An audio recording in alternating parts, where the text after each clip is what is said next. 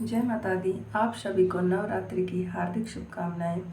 सबसे पहले आप सभी का आपके हमारे और माता रानी के इस प्यारे से छोटे से चैनल में स्वागत है। आज की इस वीडियो में जानेंगे हम नवरात्र में 9 देवियों की 9 दिन की भोग। तो भोग लगाने से पहले हमें किस तरह माँ को भोग के लिए बुलाना है, आइए माता रानी भोग लगाइए। माता रानी आओ, मैया रानी भोग लगाओ। माता रानी अपने भाव से श्रद्धा से माता रानी को बुलाएंगे। कौन कहता है भगवान आते नहीं, तुम मीरा के जैसे बुलाते नहीं। कौन कहता है भगवान खाते नहीं, तुम माँ यशोदा की तरह खिलाते नहीं। तो हमें ये नहीं सोचना चाहिए कि भगवान नहीं आएंगे। अगर आप सच्चे दिल से बुलाएंगे और आपकी श्रद्धा सच्ची होगी, भाव रखोगे आप, तो माता रानी जरूर आएंगे और आपका भोग लेंगे। तो चलिए शुरू करते हैं। जो प्रथम नवरात्र होता है माँ शैलपुत्री का, तो उस दिन हम माँ को घी का भोग लगाएंगे। अगर गाय का घी है तो सबसे अच्छा, अगर नहीं भी है तो आप भैंस का घी या वैसे वाला घी ले सकते हैं। और उसमें अगर केसर है तो केसर डाल के माँ शैलपुत्री को हम भोग लगाएंगे। और दूसरा नवरात्र होता है माँ ब्रह्मचारिणी का, तो दूसरे दिन हम जो भोग लगाएंगे वो होगा शक्कर का।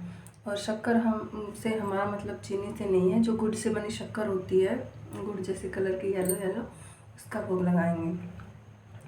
तीसरा जो नवरात्र होता है वो होता है माँ चंद्रघंटा का। तो उस दिन हम दूध से बनी मिठाई का भोग लगाएंगे। यदि हमें दूध से बनी मिठाई का भोग नहीं लगा सकते तो आप दूध में थोड़ी शक्कर डाल के भी माँ को भोग लगा सकते हैं। खीर बना के उसका भोग हम माँ को लगा सकते हैं। और चौथा जो नवरात्र है वो है माँ कुष्मांडा का। उस दिन हम मालपुए का भोग माँ को लगाते हैं। और आगे बात करते हैं हम पांचवें नवरात्र की। तो पंचम नवरात्र माँ स्कंद माता का होता है और उस दिन हम माँ को केले का भोग लगाएंगे। उसके बाद आता है छठा नवरात्र। छठा नवरात्र होता है माँ कात्यायनी का, और माँ कात्यायनी को शहद अति प्रिय है, और तो हम माँ को शहद का भोग लगाएंगे। उसके बाद आता है सप्तम नवरात्र माँ कालरात्रि का। तो माँ कालरात्रि को हम गुड़ का भोग लगाएंगे। अष्टम नवरात्र आता है महागौरी का, उस दिन हम नारियल का भोग लगाएंगे। उसके बाद नवम नवरात्र को हम सफ़ेद तिल का भोग लगाएंगे। देखिए, ये तो हमने बता दिए कि 9 दिन में माँ को क्या क्या भोग हम लगा सकते हैं। लेकिन अगर किसी भक्त के पास जो हमने बताया वो नहीं है, तो आपको निराश होने की आवश्यकता नहीं है। माँ भाव देखती है, श्रद्धा देखती है। आपके पास जो भी है, सिंपल गोला मिश्री आप उसका भोग लगा सकते हैं। जो भी फल आपके पास है, केला सेब ऋतुफल जो भी आपके पास है, आप माँ को भेंट कर सकते हैं।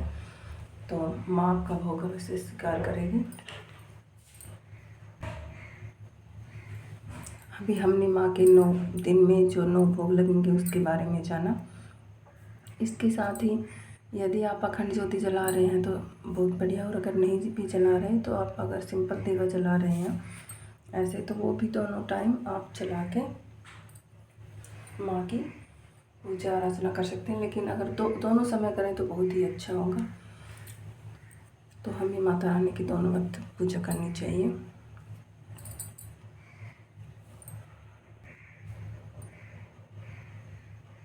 और अंत में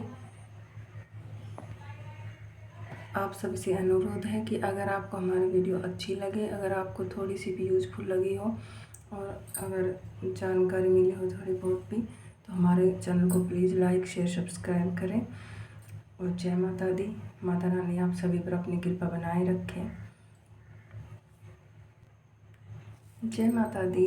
मिलते हैं नेक्स्ट वीडियो पे।